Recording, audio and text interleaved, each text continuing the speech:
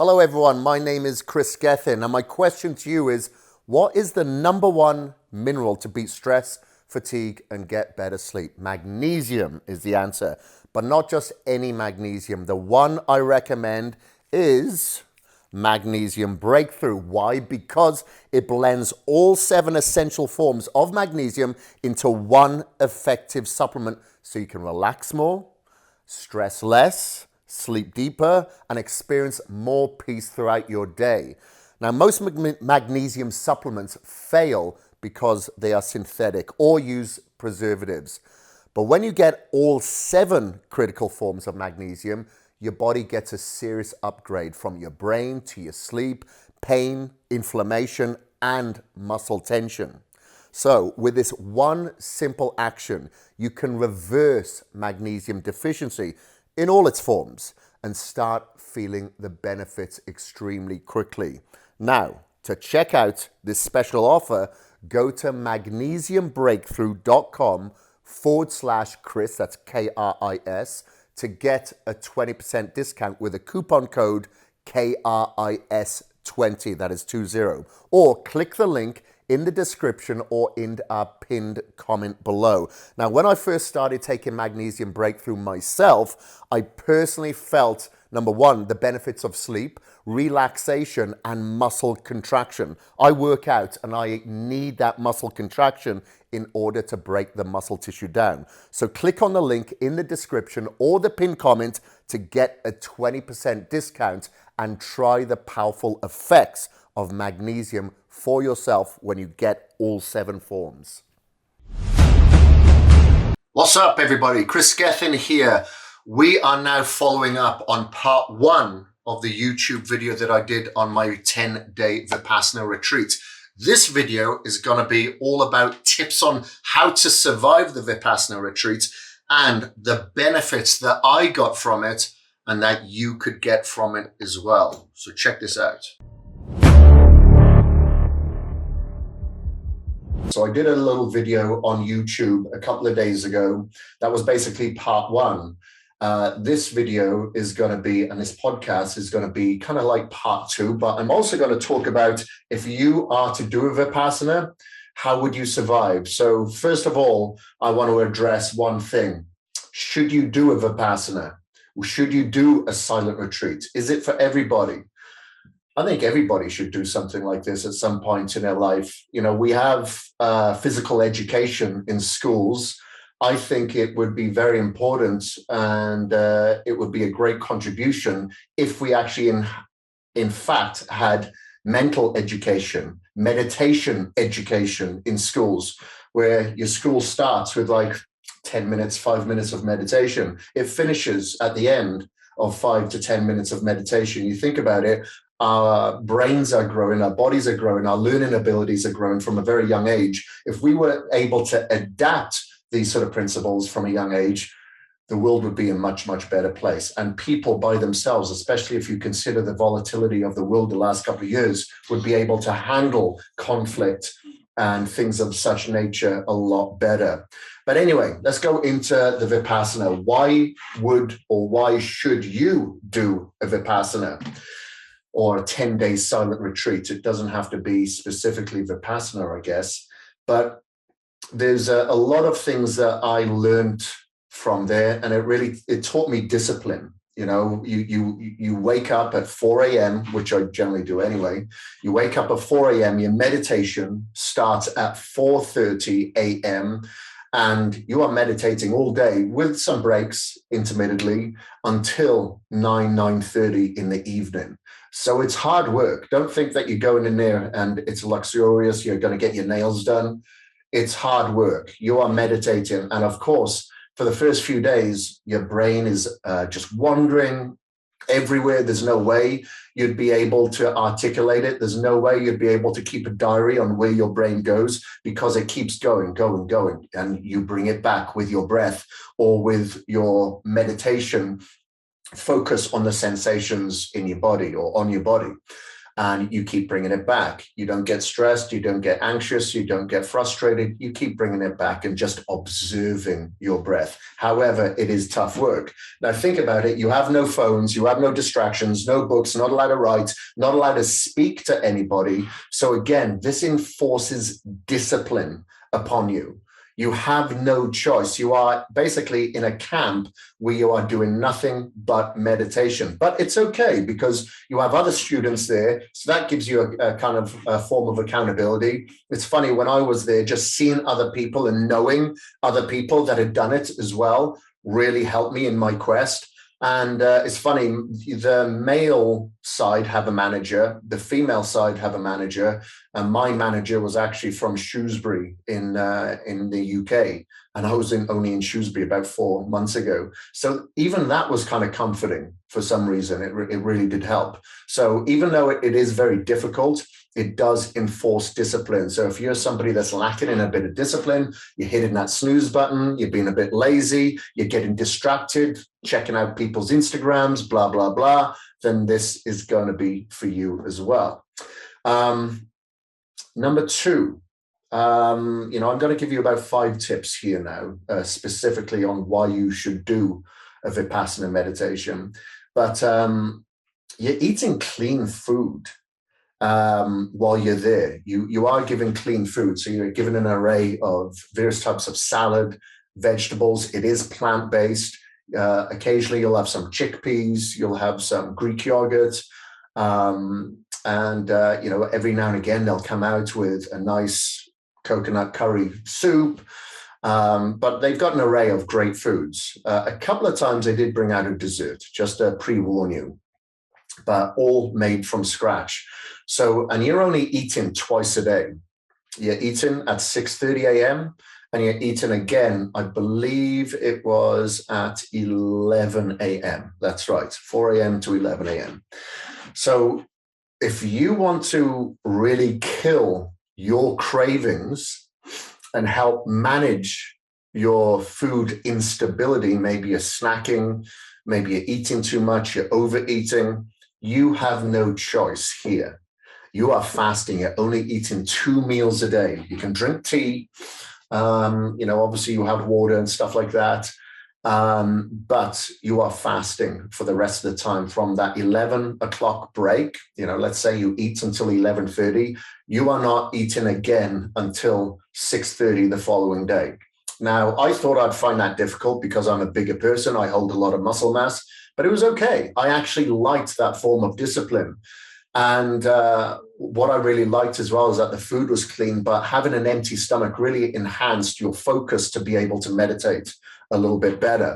But on top of that, it really does kind of clean you out, and it cleans your slate. So you come out with new habits or no habits. Let's say those old habits were eating the wrong foods or eating the wrong foods at the wrong times, or, eating in the middle of the night, or overeating, whatever it may be.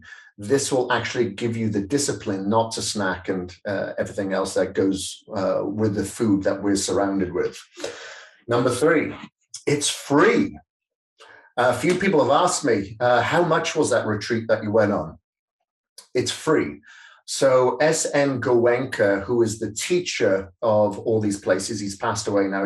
He was born in 1924, I believe, and he passed away in 2013. So he had a long, vibrant life, and he was working up until his last day as well. So it goes to show he was stress-free, baby. But he came from a business background, very successful businessman, very successful business family. And when he transitioned from business and just devoted himself to this type of meditation, and I guess learning about Buddhism, he said, you know what, I'm going to open this first center, and it's going to be for free. This was in Mumbai. And people thought he was absolutely crazy. He said, no, people will volunteer. And if they feel that this 10 days did them justice, we can ask them to donate whatever they want. And it's worked, because now they have thousands of these centers all across the world, and they work the same way. They are free. So I left a donation, quite a nice donation at the end. Well, I believe it was a nice donation because I felt like I got a lot from it, and I really appreciated what everybody did there. Everybody was there. There was about 8 or 9, maybe 10 staff, and they're all volunteering their time. Every single one of them. And a lot of people that go through these Vipassana retreats, maybe they're a plumber, they're an electrician, they're a developer, and they usually turn around and go, hey, you guys really helped me out. I'll help with the extension of these buildings, or I'll give you a donation, blah, blah, blah. But if you're on the fence, you're thinking a lot of retreats out there cost thousands of dollars, which they do, don't have to worry about it. This one is free. So there's another reason why you should do it. And then, let's see. So I think that was that 3 tips? So then number 4 I've got, it heightens your senses. So this is what I noticed. When I was in there, I could hear things that I don't usually hear. My sense of hearing was very acute, like to the extent that I could hear a train in the distance, and it woke me up a couple of times at night because the trains would come through the day and night. But I could hear everything. I could hear the wind. I could hear birds a lot clearer than I had in the past, and I still do now that I'm out. Not only are those senses heightened, but your ability to focus is heightened as well, because you are focusing on your breath, on the senses, on your body, the triangular area around your nose and your upper top lip. So you are forcing your mind to focus. Usually we can't even read more than 3 or 4 pages of a book without having to write something down that we forgot, or scroll on our phone, whatever. We're always distracted because our environment has been created as such. So this ability to focus really helps you when you come out. Your senses are enhanced. So when someone talks, you really listen. You're not thinking about something else. You're more focused on what that person is telling you. And obviously, if we're trying to learn, if we're trying to better ourselves, that is a great strength to come away with that you can apply into every area of your life. I even notice when I'm working out, I have more focus again on that mind-muscle connection, why I'm trying to work out. And I'm kind of a lot more in the zone of my training sessions now, as opposed to being a little bit distracted. Like, I don't even want to pick up my phone. I have my phone there just in case someone needs to call me, but I do not pick up my phone when I'm working out. I'm a lot more focused now. So your senses will be heightened. And that's what we want. We want to see the journey, feel the journey, as opposed to always going from A to B. Where have I come from? Where am I going? And missing out the middle portion, which is the important bit of being present and experiencing. And number 5, it cleans your hard drive. That's how I like to put it. So you think about it, and this is probably why when I was in there, I noticed the majority of people in there were around my age or older. There were people in there that were definitely in their 60s.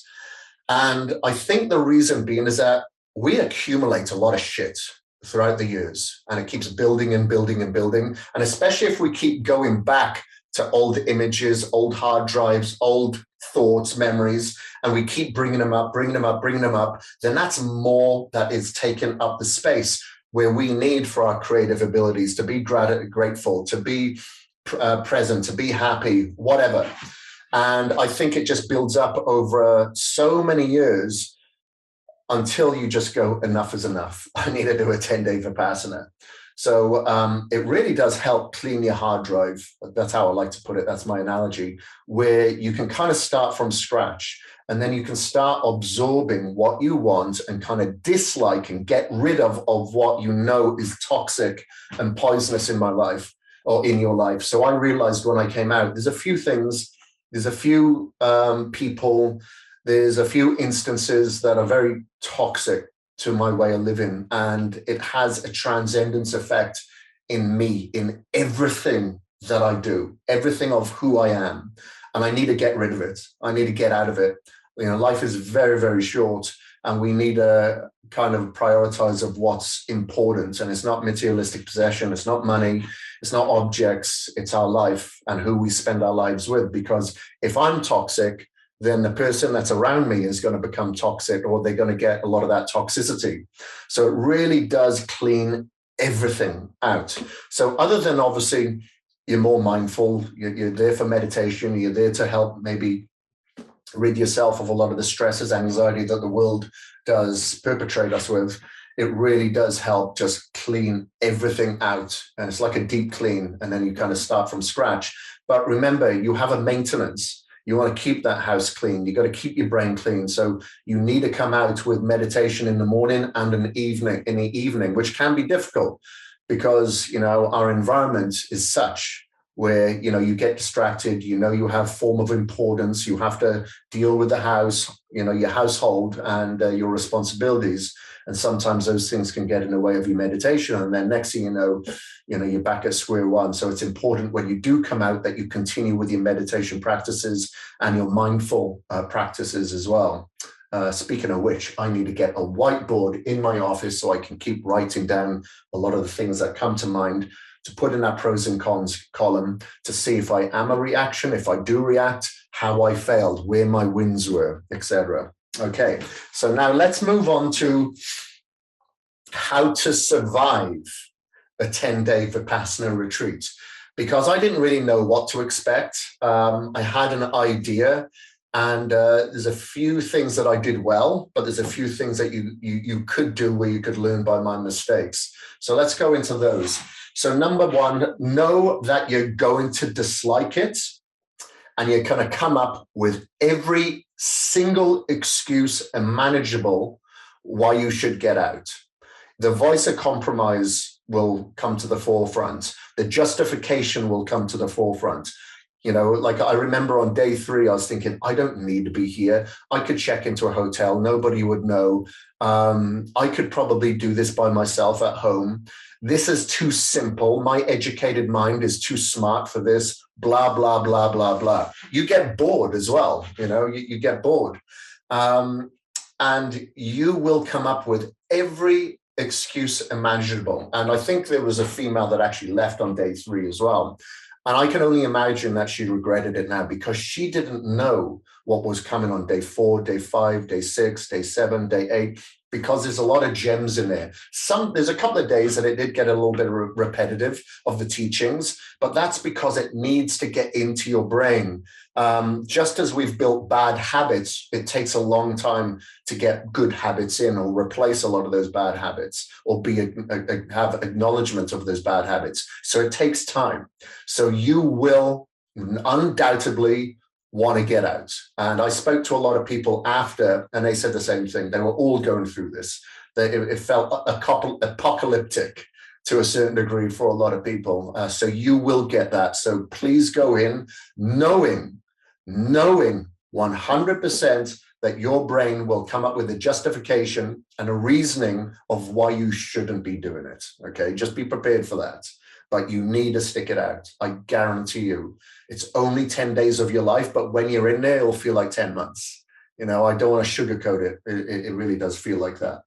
But it's good. It goes to show that when you're present, you can really slow time down. Because how many of us actually go, God, we're the year gone, the last 5 years gone. We think like that because we're distracted, thinking in the past, worrying about the future, never in the present.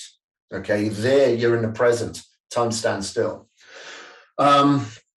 So be prepared for unwanted thoughts. It is weird what your brain comes up with when you're in there and you're in complete silence with zero distraction.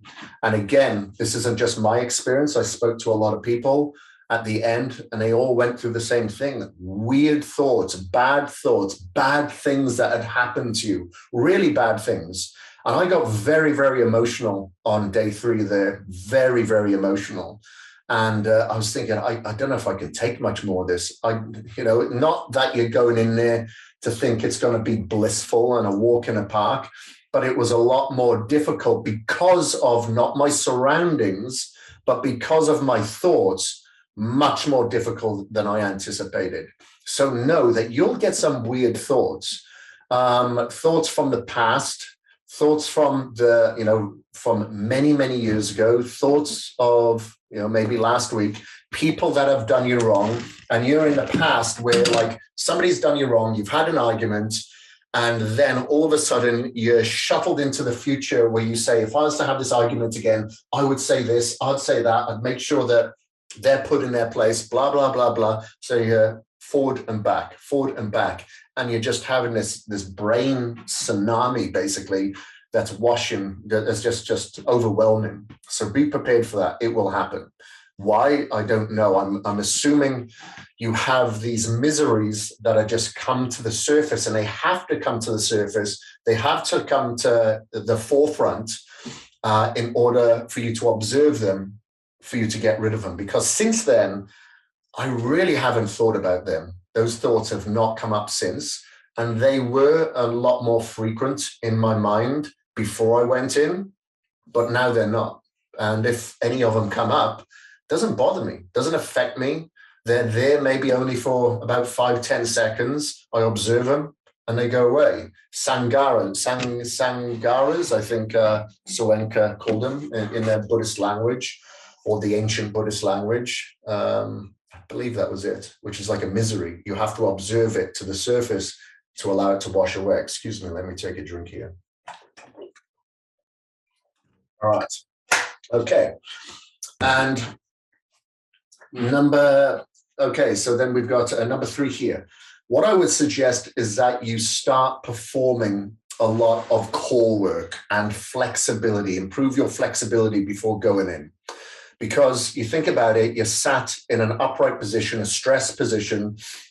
If your core is weak, you're going to feel it. Because if you're meditating from 4:30 in the morning to like 9:30 in the evening, that's a long time to be sat upright. Now, I did contact them in advance to say I do have back issues.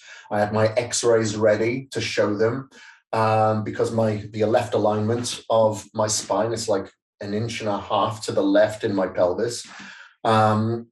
So I had my back supported. I was leaning against the wall, but it was still tough. It was still miserable, but it was bearable. Had I been in the middle, I don't know if I would have been able to stick it out, but I did a lot of core work, a lot of planks, a lot of ab workouts. So I would suggest that you do a lot of planks, a lot of side planks, twisting planks, a lot of Spider-Man push-ups, things like that. Weighted twists, a lot of kettlebell work would help, and it'll improve your flexibility. Because I tell you what, when you are in that cross-legged position for the duration of your meditation, and 3 hours of the meditation during the day has to be without movement whatsoever. So I believe it was the 8 o'clock meditation, the 2:30 meditation, and the 6 o'clock meditation for 1 hour each. We could not move at all. If you've got an itch on your nose, you can't itch it. If you want to shuffle because your ass has gone dead, you can't shuffle. Well, you can, but you try not to. I was pretty good at that, at just practicing the discipline. But more than anything, I just felt my muscles just tighten up. I've torn my left hamstring. I've torn my trap. I've torn my lat. Those were the muscles, and my spine. I've got a lordotic spine that's left aligned. Those were the areas that were really, really tightening up. So as soon as I finished that meditation portion, we'd have a 5-minute break, and I would just stretch as much as I humanly could. While I'm waiting to go to the toilet, I'm stretching. When I go back to my room, I'm stretching. I was stretching all the time just to get through it. I'm not the most flexible person at all. So I would suggest, as soon as you think that you're going to sign up, or let's say if you signed up and now you've been accepted, you need to stretch several times a day to improve your flexibility before going in. Now, to number 4 here is I suggest that you are very, very comfortable during that time. Fortunately, my friend and meditation instructor, Marissa Wepner, gave me a couple of long bolsters. I already had a couple of round meditation kind of seats, and I was just going to go in there with them. She's done a 10-day Vipassana. She said, no, please take these. So I took 2 of them. I'm so happy that I did. So I had 2 bolsters so I could sit up high. So the lower I was down, the more uncomfortable it was. I could sit up high, kind of like a throne. And then I used those round pads to be underneath my knees to help support my knees, because when your knees, obviously, if you've got tight adductors and your knees are out, you're in a cross-legged position, that's a lot of stress on your adductors over a duration of time. So having my knees supported was really, really helpful, and being sat up higher on two bolsters was much, much better for me as well. And you can obviously have like a very small, like a normal cushion to go on top of those bolsters, because the bolsters can be relatively firm after, an hour or so. So having a cushion on there as well, that's got a bit of sponge in it, will really help on your ass. So your ass doesn't go dead, and it helps with your back, helps with your adductors, just puts you in a more comfortable position, because the more comfortable you are, the better the experience of your meditation is going to be.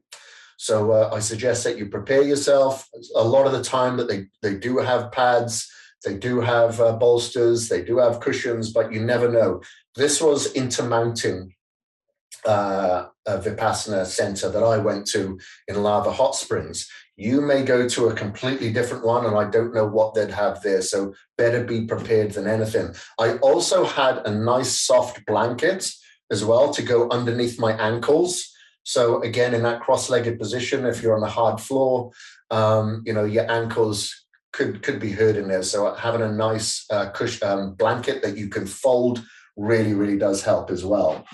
Now, number 5, so take flasks. So if you've got flasks, like I took my caged shaker, my ice shaker, you can put coffee in there, you could put tea in there, you could put cold water in there, whatever you want. So I suggest that you have them with you. Like I carried them everywhere. When I went down to the meditation hall, I had my water with me.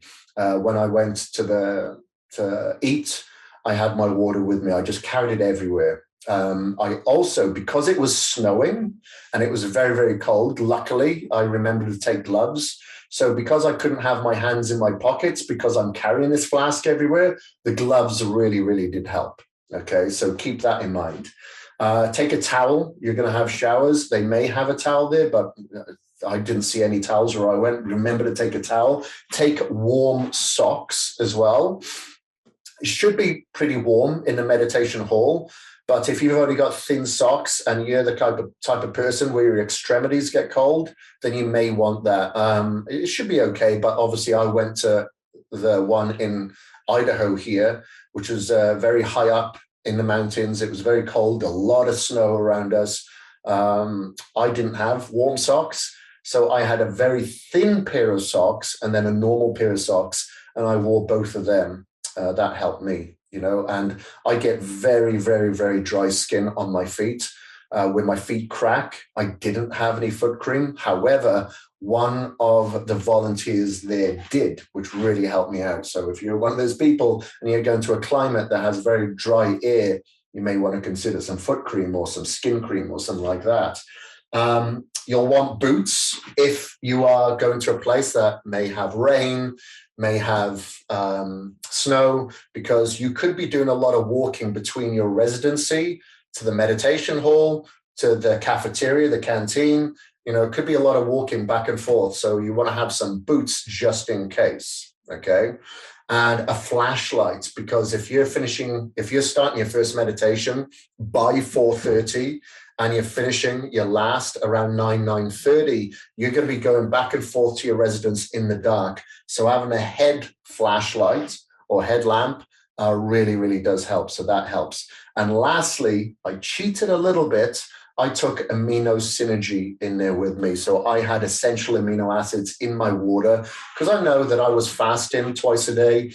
I'm eating a plant-based diet. There wasn't very much protein there at all. So I wanted to make sure that I was able to signal muscle protein synthesis. So I had essential amino acids with me while I was there. I had amino synergy in my shake, and I'd have about 3 to 4 scoops of amino synergy a day. And lastly, my last tip is make sure that you go there prepared to donate. Like, you don't have to donate, but this organization does basically run on delivering a humane service, an amazing service and it runs on donations. And without the donations, without the volunteers, there is no such thing as Vipassana that can be life-changing for people, such as myself and such as for you. So please, please donate, because it's a great cause. It's phenomenal what they're doing, and I believe that the world would be in a much, much better place if this was something that was implemented. They've actually implemented this into a couple of prisons, I believe in Canada, maybe the US, I can't remember, and in India with much success. Can you imagine if we could have this sort of thing available in prisons to help like a rehab process before people go back into the community and to prevent people from going into prisons? I think something like Vipassana, like I said, it should be in schools, would be huge, but it can only expand with our donations. Again, there's no pressure. This is just these are just my tips on how you can survive, and and kind of the tips that go along with it. So thank you very much for joining me. And for those of you watching me on the YouTube, again, I'm going to be picking up the YouTube with a lot more frequency as well. So whether you're listening on the Knowledge and Mileage podcast, whether you're watching this video on YouTube, please do me a favor. Help me keep the lights on. Help me get this information out to a much wider audience so you can share it to people that you know. But please like, comment, subscribe, and please, please, please do give me a review. Be an honest, unbiased review, because I like your feedback. It helps me become a better person.